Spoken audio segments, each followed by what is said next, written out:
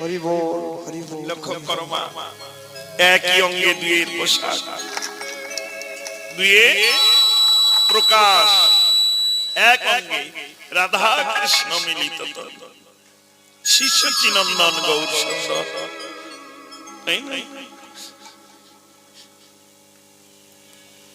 নাম করছিল, নাম করতে করতে বাহিরে নাম বন্ধ, ভিতরে রাধে রাধে নয়নের জলে ভেসে যাচ্ছে। কেন গো? যার চরণে সবাই ঋণী, সেই জগৎ চূড়ামণি গোবিন্দ আবার কার কাছে ঋণী? একমাত্র তিনি রাধার প্রেমে ঋণের ঋণী।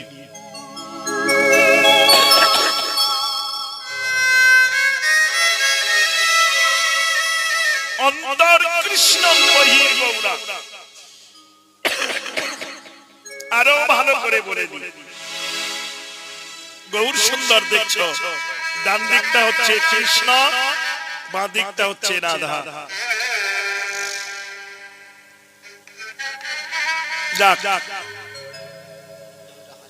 এবার তোমাদের সঙ্গে আমিও দুটো কথা বলি। কোন মা বলতে পারো দেখি, বলো না গো। তোমাদের ডান দিকটা কে আর বাঁ দিকটা কে? কোন মা বলতে পারো? আস্তে দাঁড়াও, কীর্তন অনেকক্ষণ গাইব, কীর্তন দাওয়া নেওয়ার বস্তু। বাবারা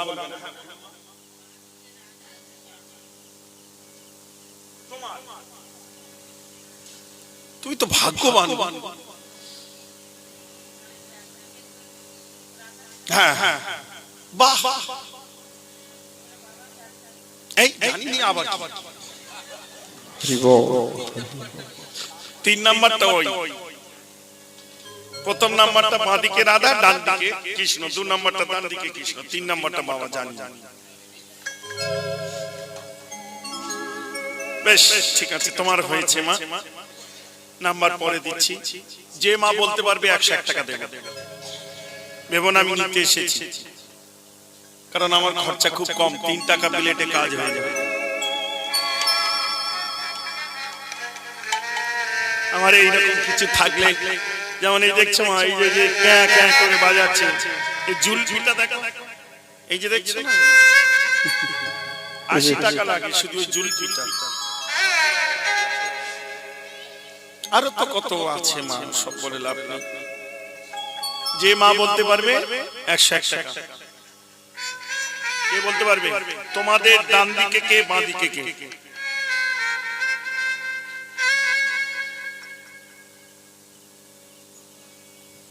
তুই পারবি বোন?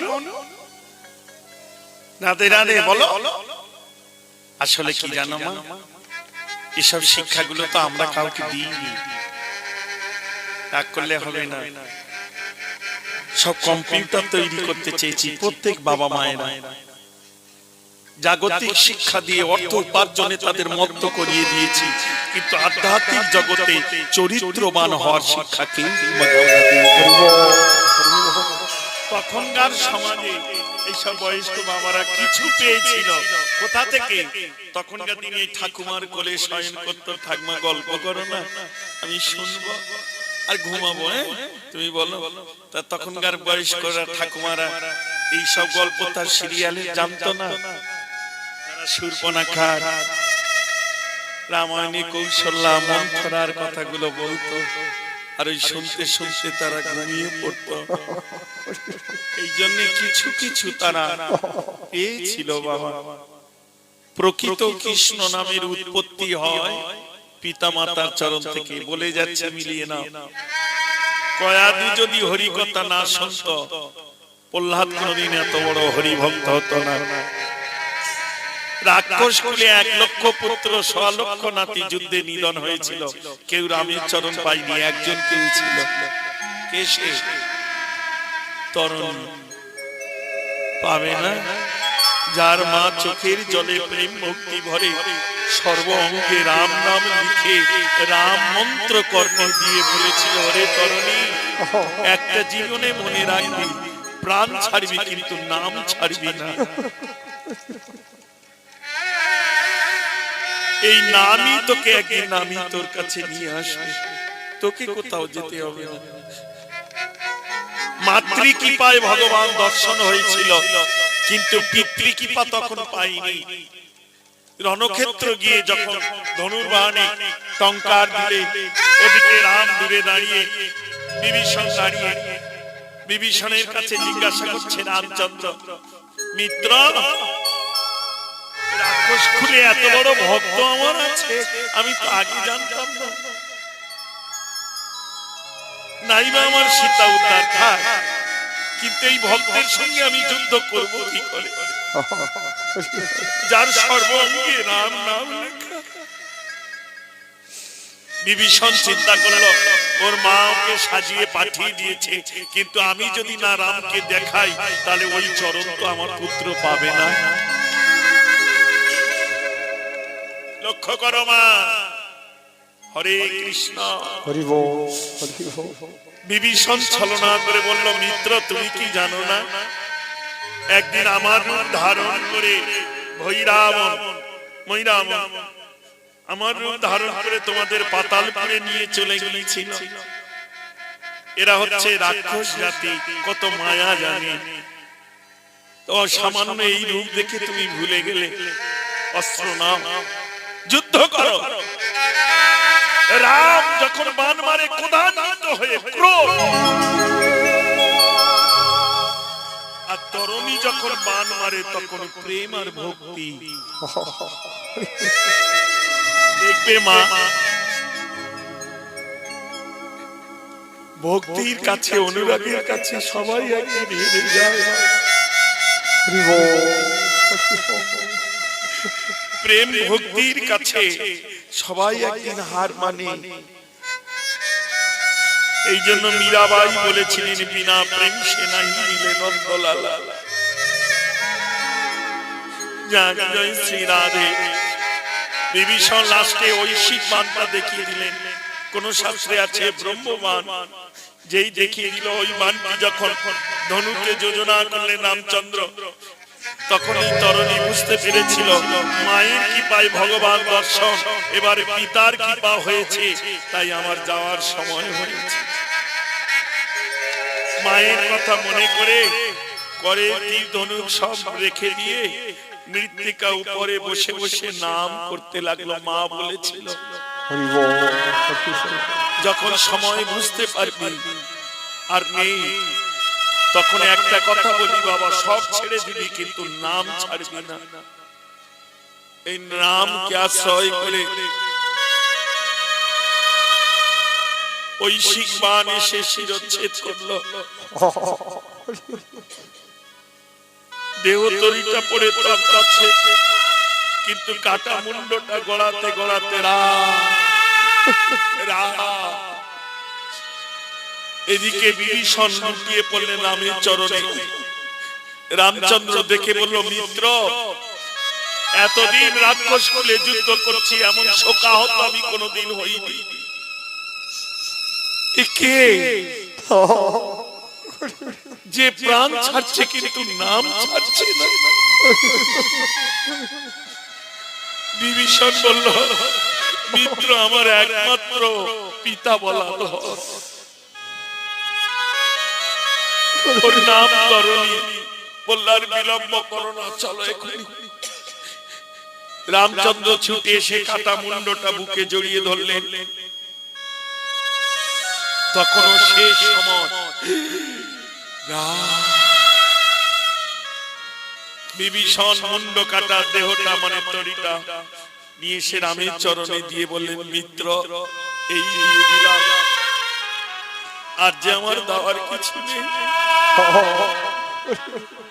তরুণীর বদনে এমনি করে কর, মস্তকে এমনি করে কর। রামচন্দ্র বুলিয়ে দিয়ে বলছে, তরুণী, শেষ সময় তোমার বাসনা কি বলো, আমি কথা দিচ্ছি, আমি মর্যাদাশায়ী ভগবান, তুমি যা চাইবে আমি তোমাকে তাই দেব। তুমি যদি দেবত্ব চাও, আমি দিয়ে তোমার দাসত্ব করব, কথা দিচ্ছি। তরুণী বলল, ঠাকুর, প্রভু, এই অন্তিম সময় যদি দিতে হয় তাহলে এই কৃপা আমায় করে দাও। কর্ম অনুসারে যদি আবার আসি ভবে, কর্ম অনুসারে যদি আবার আসি ভবে, এই মিনতি রইল তোমার চরণ তলে। তোমার সঙ্গ ছাড়া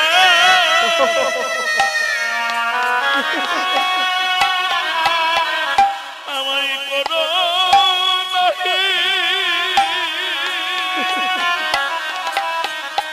তোমার সঙ্গ ছাড়া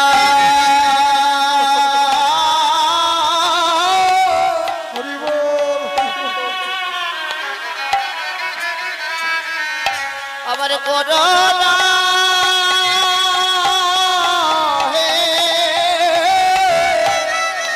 সঙ্গ ছাড়া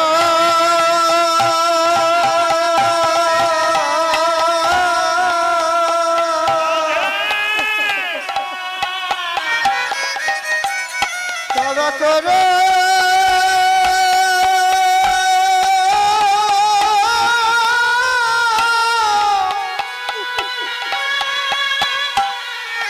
করোনা হে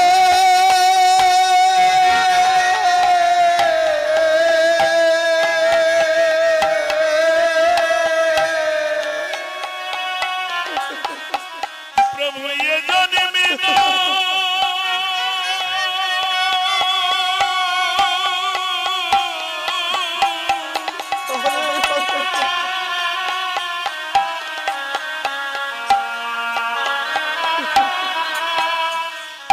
জন্মে জন্মে আমার সঙ্গ ছাড়া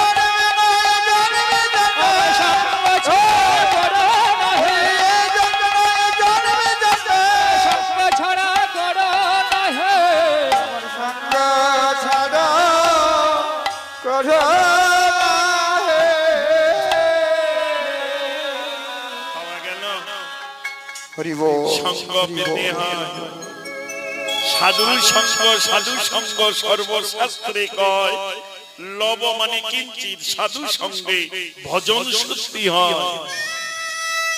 ভজন সবাই করিবা, কিন্তু সবার ভজন শুদ্ধি হয় না। রাগ করিস না মা, নামে অপরাধ হয় রে। নাম অপরাধ 32 প্রকার, সেবা অপরাধ 64 প্রকার। তবে করুণার নিধি পতি পাবন কলিযুগের জীবের জন্য তিনি ক্ষমা করে গেছেন। কেন জানো? প্রথম হলো কলির জীব স্বল্পায়ু, আয়ু কম। দ্বিতীয় হলো অন্নগত প্রাণ, সদাই ভোজনে মত্ত, ভজনে নয়, ভোজনে মত্ত। কাল একাদশী, আজকের বাজার করে রেডি। কি ভাবছো মা? ভোজনে মত, ভজনের ধারে যাই নাই। যাক, জয় শ্রী রাধে। আহা মা। তৃতীয় হলো, এই জগতে আমরা সবাই পাপি, তবে বেশিরভাগ জ্ঞান পাপি। বুঝি না এমন মানুষ খুঁজে পাই না মা। কিন্তু বুঝি কি করলাম, আমার আমি তো বোঝা তো এখনো নামাতে পারিনি। রাগ করিস না মা, রাধে।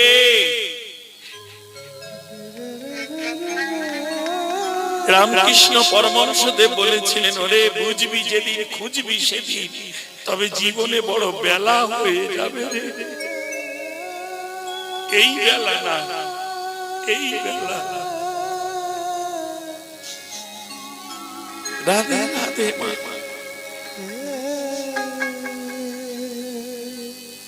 আশীর্বাদ করে বললেন, তরণী, যতবার ভবে আসবো আমি, ততবার তুই আমার পার্শ্বদ প্রিয়।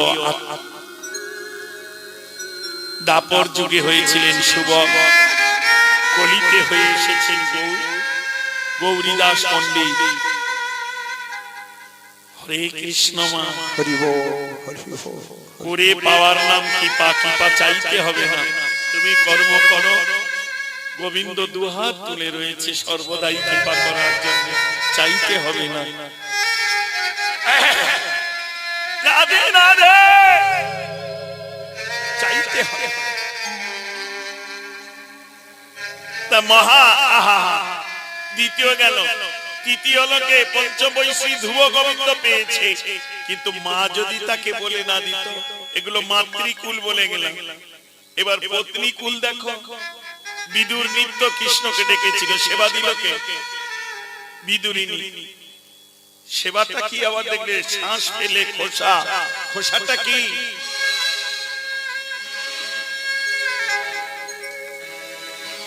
খোসাটা কি? কলার ছাল না। এটাই তো ভজন বাবা। ভগবান এইটুকু নেই না রে। এবার মিলিয়ে নে মা। শ্বাস হলো ফলমূল, যা মালসায় ভরে দিবি সব পড়ে থাকবে। খোসা হলো ভক্তি। ভোগের উপর তুলাম লীলা তুলসী মঞ্জরি। যেদিন ভোগারতি হবে তোমরা গাইবে, ওই পত্র সহিত মঞ্জরি দিতে হয়। দুদিকে দুটো পাতা থাকে। এই দুই নয়নের প্রেমশ্রু দিলে এইটুকুই ভগবান আস্বাদন করে। ভক্ত দেয় ভক্তি, ভগবান গ্রহণ করে আস্বাদন করে যখন তাকে ফিরিয়ে দেয়, তার নাম হয় কৃপা। জয় গৌর হরি, হরি বল, হরি বল, হরি বল। রাধে রাধে মা। আর একটা কথা বলবো তোদের কাছে, কেউ রাগ করছিস না তো? রাধে রাধে মা।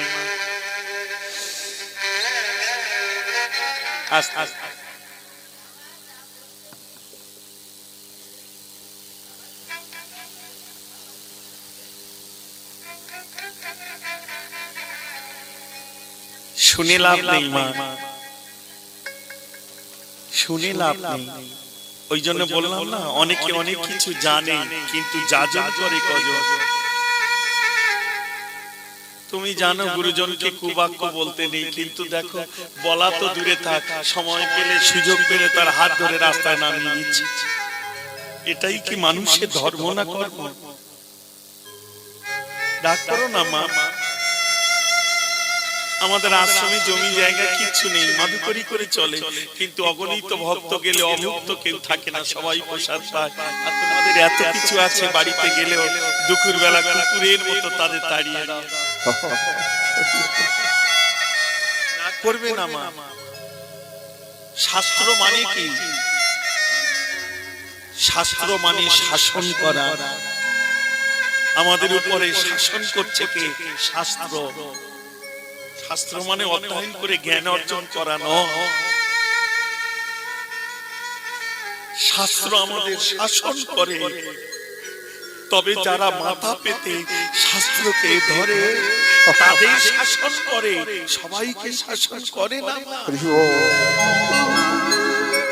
এই জন্য বলে গেলাম না, কলিযুগে সবাই পাপী, তবে বেশিরভাগ আমরা জ্ঞান পাপী, বুঝি না এমন মানুষ খুঁজে পাওয়া যায় না। 64টা অপরাধের মধ্যে 62টা অপরাধ মহাপ্রভু ক্ষমা করে গেছেন, দুটো করেনি। একটা হলো নাম অপরাধ। দেখো না, শিবা সঙ্গনে নাম করতে করতে চপাল গোপাল, মদের ভাণ্ড, ছাগ মুন্ড, কৃষ্ণ বাধা হতে গেল, তাই না? নামের বাধা দিতে লাগলো, কুষ্ঠ ব্যাধি হলো। যে নিস্তারিণী সোনার পালঙ্কে শয়নে থাকতেন, সেই নিস্তারিণী গোয়াল ঘরে রেখে এলো, জীবন্ত অবস্থায় তাকে চিতায় তুলতে দিয়ে। তাহলে নাম অপরাধ। আর একটা অপরাধ হলো ভক্ত বৈষ্ণব অপরাধ। যে নাম শোনে না সে খুব ভালো, যেমন সে তেমন, আর যে বোঝে সে তো উত্তম মা। কিন্তু যে বুঝে বোঝে না, এর জীবনে অনেক জ্বালা কষ্ট আছে। হরি বল, হরি বল। অপরাধ নিস না মা, বেশি জানতে হবে না, যে যতটুকু জানো জীবনে যাজন করো, আর কিচ্ছু লাগবে না। ধর্ম ভিত হাত থেকে আসে, ধারণ করতে হয়, তবে ধর্ম রক্ষা পায়। জয় শ্রী রাধে, জয় শ্রী রাধে। এবার পত্নীকুল কোন কলা দেহের মধ্যে আছে, 10 ইন্দ্রিয় ষড়রূপু, এই 16 কলা পূর্ণ করে গোবিন্দ সেবার উপযোগী যে করতে পেরেছে, আমার গোবিন্দ তার কাছে। তাহলে এটা যদি কলা হয়, এর শ্বাস খোসা কি? ভক্তি।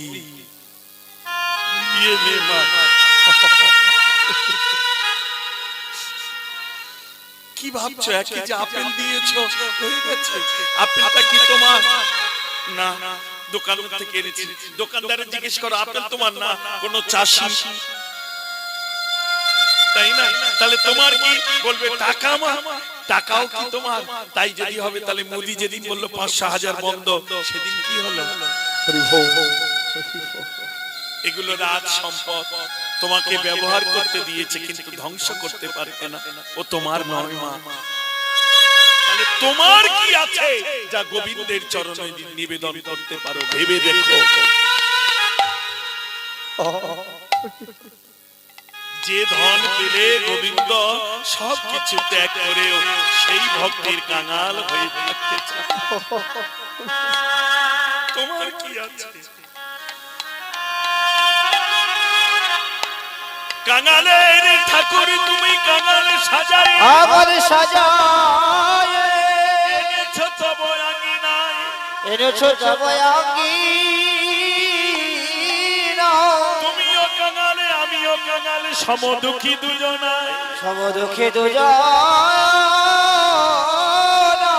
বিশ্ব স্রষ্টার সৃষ্টি তুমি, কি সেবা দেব আমি? তবে এইটুকু জানি, আমি নয়ন জলে ভাসতে পারি, ভাসতে পারি, জলে ভাসতে পারি। গোবিন্দ তোমার হলাম বলে, নয়ন জলে ভাসতে পারি, গোবিন্দ তোমার হলাম বলে, নয়ন জলে ভাসিতে পারি। গোবিন্দ তোমার হলাম বলে, নয়ন জলে ভাসতে পারি। গোবিন্দ তোমার হলাম। রাধে। হরি বল। আর একটা কথা জিজ্ঞেস করবো ছোট্ট করে, আর জিজ্ঞেস করবো এইটুকুনি।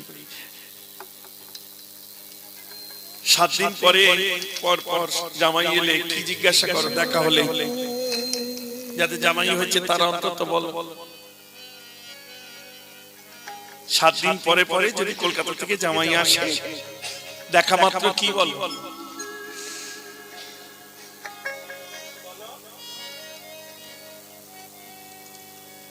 কীর্তন দাওয়া নেওয়ার জিনিস, কেউ কথা বলে না। হ্যাঁ, এটা বলতে এত দেরি লাগে? প্রথমেই জিজ্ঞাসা করো কেমন আছো বাবা, আমি না না যা কত নাই গেলাম। তাহলে দেখা হলেই জিজ্ঞাসা করো কেমন আছো বাবা, 7 দিন পর পর। কিন্তু 70 বছর ধরে যে গোবিন্দ তোমার মন্দিরে দাঁড়িয়ে আছে, বলো তো মন্দিরে দ্বার খুলে কোনদিন জিজ্ঞাসা করেছো ঠাকুর তুমি কেমন আছো? কেন করতে পারোনি মা? কেন পারলে না? বাবা না হয় কর্মব্যস্ত মানুষ, সে চলে যায়, তোমরা তো ঘরে থাকো, আস্বাদন করো মা। ওই যে বললাম না, ভালোবাসা করে, কিন্তু ভালোবাসা কেউ গোবিন্দের জন্য করতে চায় না। হরি বল, হরি বল। জয় শ্রী রাধে, জয় শ্রী রাধে। এমন ভালোবাসা যদি কারোর হয়, তারই এই ভাবের উদয় হবে। মহাপ্রভুর যে ভাবটি উদয় হয়েছে, কখনো রাধা ভাব, কখনো কৃষ্ণ ভাব। যেই কৃষ্ণ ভাবে তিনি নয়নের জলে ভাসছে, আবার কখনো কখনো রাধা ভাব অন্তরে জেগে যাচ্ছে। অগবদনে বা সনধাপি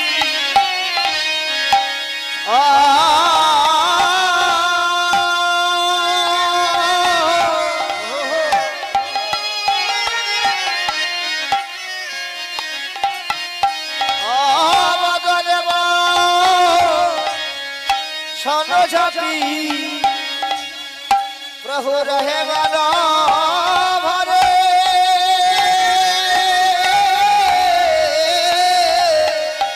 ভগবদনে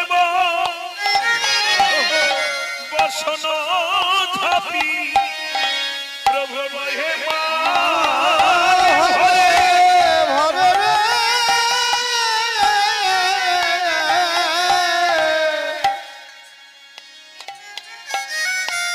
নারী জাতি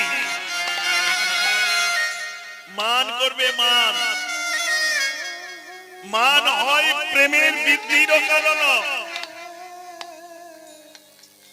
ও বাবা রাধে রাধে, ও বাবা খোকার মা, বাবা না খুকির বাবা,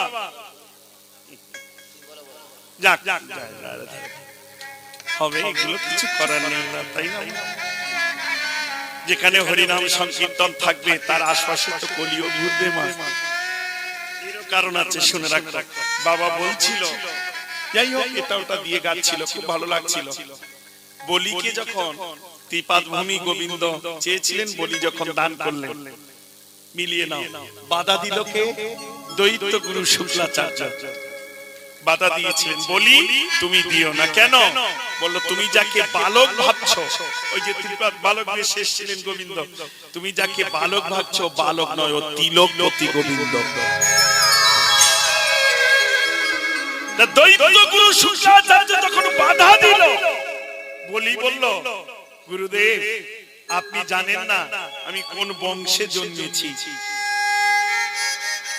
আমি হলাম প্রহ্লাদের নাতি, দৈত্যকুল, প্রহ্লাদের নাতি আমি। আর আমার দ্বারে গোবিন্দ এসেছে সামান্য ত্রিপাদ ভূমি নিতে, আমি দেব না। এক পদ স্বর্গ, এক পদ মর্ত আর পাতাল, দুই গেল, আর একটি পদ অক্ষয় পদ, সেটি বার করে বলি লক্ষ্য করো মা। তখনই এই দৈত্য গুরু শুক্লাচার্য প্রতিজ্ঞা করলো, গোবিন্দ শোনো,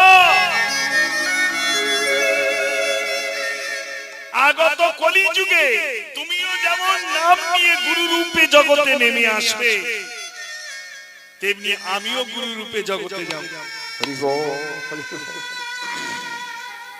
কেন? বললো তুমি যেমন নাম দিয়ে জগজীবকে উদ্ধার করার চিন্তা করবে, আমিও তেমনি নাম দিয়ে তাদের কুপদগামী করে নিয়ে চলে আসে।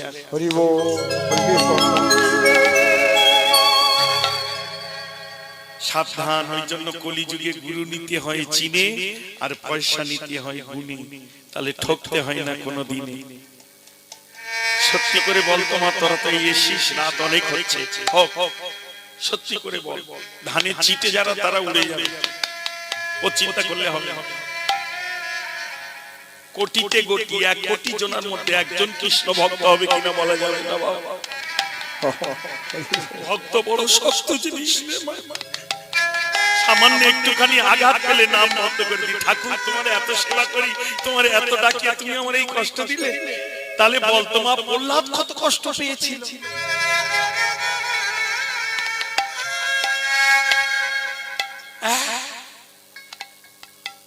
কৃষ্ণ ভজন একই চারটিকিনি রে, শুনে নে মা, কৃষ্ণ ভক্তের বাধা যত শুভ কর্ম।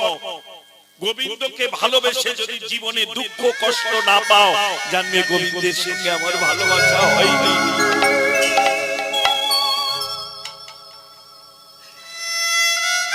আঘাত দুঃখ কষ্ট পেতে হবে, না হলে গোবিন্দকে ভালোবাসা এত সোজা নয়। রাধে রাধে। আহা,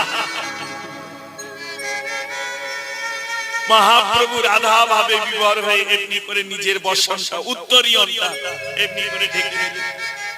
অর্ধ বারবার তোমাদের জানতে চেয়েছিলাম মা, তোমাদের ডান দিকে কে আর বাঁ দিকে কে, বলে দিচ্ছি মিলিয়ে নাও। ডান দিকটা হলো স্বামী, হ্যাঁ শুধু খেলে আর বাড়ি গাড়ি করলে, ছেলে মেয়ে মানুষ করলে হয়ে গেল, তাই না? অনেক বাবারা আছে বলে, অনেকের বুকে শুনতে পাই বাবা মায়ের উপরে গুরু নেই, বাবা মাই আমার ভগবান। এরা গভীরে যায় না, ভাবে না।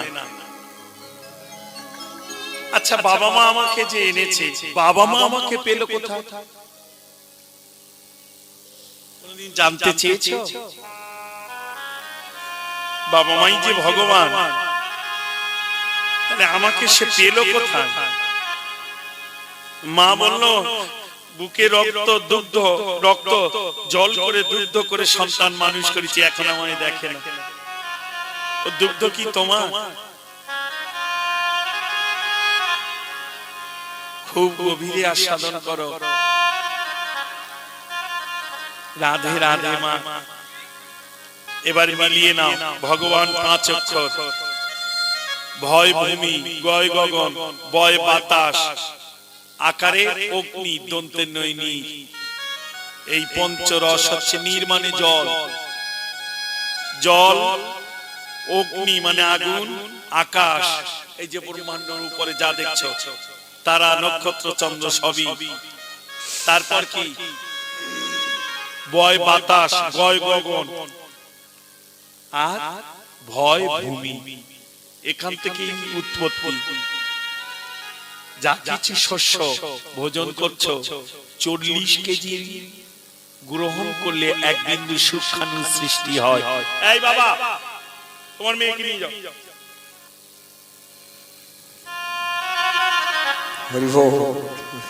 কীর্তনের আসর মেলা ভাবলে হবে না, রাগ করো না বাবা। অপরাণ মিষ্টি ভাব মিলিয়ে না। 1 বিন্দু সূক্ষ্মাণুর সৃষ্টি হয় ক কেজি? 40 কেজি আহার গ্রহণ করলে। যতদিন হাড়ের মর্যাদা পূর্ণ থাকে না, ততদিন গিয়ে ওই সূক্ষ্মাণু হাড়ের মর্যাদা পূর্ণ করে। যেই পূর্ণ হয়ে যায়, তখন সূক্ষ্মাণু রক্তের সঙ্গে মিশে গিয়ে ব্রহ্মলোকে আশ্রয় নেয়। খুব গভীরের জিনিস, সবাই বুঝবে না মা। এই ব্রহ্মলোক থেকে পিতা কামে আবদ্ধ হয়ে পিতৃলোকে নামিয়ে আনে, বেশিক্ষণ ধরে রাখতে পারে না, চালন করে মাতৃলোকে। সামান্য ওইটুকুনি সূক্ষ্মাণু মা রেখে দেয় আপন স্তর। সেই সূক্ষ্মাণু থেকে ধীরে ধীরে এমন অপরূপ রূপের মানুষ। তোমরাই তো বলো, ছেলে মেয়ে মানুষ করলাম, জন্ম দিলাম, বড় করলাম। সত্যিকারে তুমি বলো তো, আমায় গড়তে পারবে? কোনদিন ভেবেছো এইটুকানি সূক্ষ্মাণু থেকে কে আমাকে মাতৃগর্ভে এত সুন্দর করে গড়েছে? যদি বাবা মা গড়তে পারত, তাহলে গর্ভের সন্তান কানা, অন্ধ, বোবা, খড়া হয়ে আসতো না মা। এইবার দুগ্ধের কথা যেটা বললে, ওই সূক্ষ্মাণু যেদিন থেকে তুমি ধরেছো, সেদিন থেকে ধীরে ধীরে স্তনে দুগ্ধের সঞ্চয় হতে শুরু হয়েছে। এই সন্তান আসার পরে এই দুগ্ধ আসবে, আবার এই সন্তান মারা যাওয়ার কিছুদিন পরে দুগ্ধ। কিসের অহংকার করো, কিসের জন্য ভাবো, এত সোজা নয়। আরো বলে দি মা, কাম থেকে এই তনুর সৃষ্টি, এই পঞ্চরসে মানব দেহ তৈরি হয়, আবার পঞ্চরসেই মিলন হয়ে যায়। এই দেহের মধ্যে ক্ষিতি, অপ, মরু, তেজ, বম, এই পঞ্চরস। নিচেরটা কি বলেছিলাম? দন্তেন্ন, মানে কি নি। এবার আমাদের নিচে কোনটা? পা। এই কোটি দেশ থেকে নিচের দিক যখন ফুলবে, জানবে ওর দেহে জল জমছে। ওই জন্য যাহা শাস্ত্র তাহা বিজ্ঞান তাহা বাস্তব। তারপরে কি নি, তার আগেরটা কি?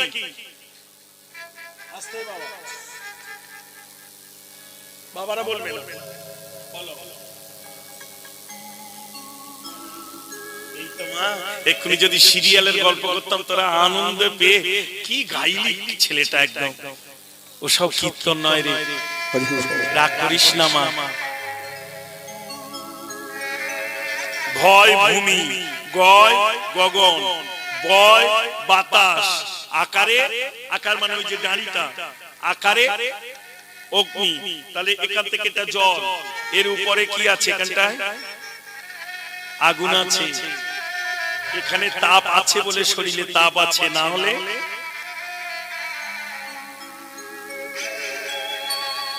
তার উপরে তার উপরে কি?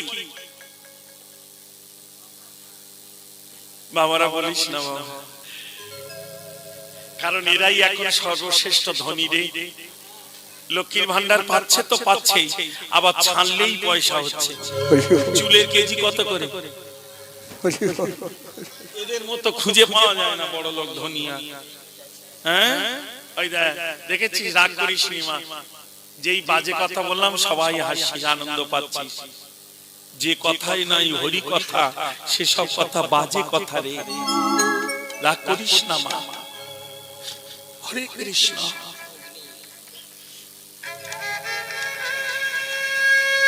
জয় শ্রী রাধে, জয় শ্রী রাধে, জয় শ্রী রাধে।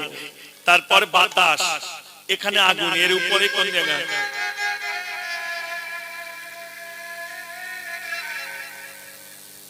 এইখানেই বাতাস গিয়ে কি ভাবছো মা? বাবা মা তোমাকে আশ্রয় দিতে পারে, তারা আশ্রয় হতে পারে, কিন্তু বিষয় গোবিন্দ। সাবধান, বাবা মায়ের সেবা করতে পারো, যতদিন মায়ার ঘরে থাকবে বাবা মা তোমার কাছে শ্রেষ্ঠ। কিন্তু মায়ার ঊর্ধ্বে যেদিন গুরু চরণ আশ্রয় করে গোবিন্দ চরণ প্রাপ্তি চলে যাবে, সেদিন বাবা মা তোমার কাছে শ্রেষ্ঠ নয়, গুরুরূপী গোবিন্দ তোমার কাছে শ্রেষ্ঠ হয়। হরি বল, হরি হরি বল, হরি বল, হরি বল। বাবা মায়ের কর্ম আছে। আমরা ছেলে মেয়েকে ডিগ্রি পাস করিয়ে চাকরি বাকরি দিয়ে বিয়ে দিয়ে মনে করি আমার কাজ শেষ। না, তুমি মরে গেলেও পিণ্ড দিলেও উদ্ধার হবে না। কেন বলো তো? কারণ তুমি তো তোমার সন্তানকে অদীক্ষিত করে ফেলে রেখে চলে গেলে। রাগ করিস না মা। পিতা মাতা আনতে পারে, খামে আবদ্ধ করতে পারে, কিন্তু মুক্তির পথে তাকে সব অনেক আশ্রম ছাড়া আমরা আরো ফিরে নামা যায়। জয় রাধে। মান করে বসলেন গৌর সুন্দর। তাহলে কোন দিকে? ঘোমটাটা কোন দিকে? বাঁ দিকে তো। তাহলে তোমাদের স্বামীকে ডান দিকে। পার্বতী, শিব যখন বিষ পান করে অচৈতন্য ছিল, কোন স্তনদুগ্ধ দিয়েছিল? বাঁ দিকে। বেঁচে থাক, খেটে খেটে। দক্ষিণ স্তনদুগ্ধ। ছেলে মেয়ে আহার কেন দেয় না, বাবা মাকে কেন দেখে না? এসব গভীরের ভজন আছে। সন্তানের আহারের প্রতি যদি কোনো পিতামাতা আকৃষ্ট হয়ে যায়, সেই সন্তান কিন্তু, ওই জন্য মা বারবার বলে যাচ্ছি, এই জীবনে সবাই তোমায় ছেড়ে দেবে, কিন্তু তোমার কর্ম তোমাকে ছাড়বে না। জেনে রেখো, রামচন্দ্র ত্রেতা যুগে বালিকে বিনা অপরাধে বধ করেছিল। বালি পুত্র অঙ্গদ প্রতিজ্ঞা করেছিল, আগত জন্মে আমি বিনা অপরাধে তোমাকে বধ করব, কথা দিয়ে যাও। তাই হবে, কৃষ্ণ অবতারে আমি আসব, তুমি ব্যাধ হয়ে জন্মগ্রহণ করে আমার চরণ দর্শন করে আমাকে তীর বিদ্ধ করে প্রাণে নাশ করবে। কর্ম কেউ কাউকে ছাড়তে পারবে না। দানে দানে पे लिखा है खाने वाला का नाम। একটা কাষ্টের মধ্যে যদি পোকা থাকে তারও আহার গোবিন্দ জোগাড়, আর তুমি মানুষ হয়ে দুটো অন্ন পেলে না, তোমার কর্ম কি ভালো ছিল মা? হরি বল। রাগ করিস না রে, রাগ না।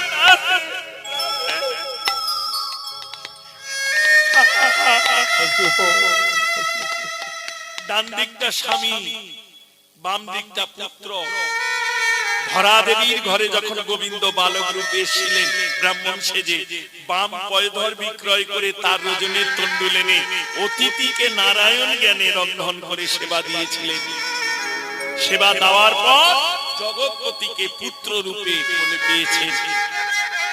তাহলে বাম দিকটা হলো পুত্র,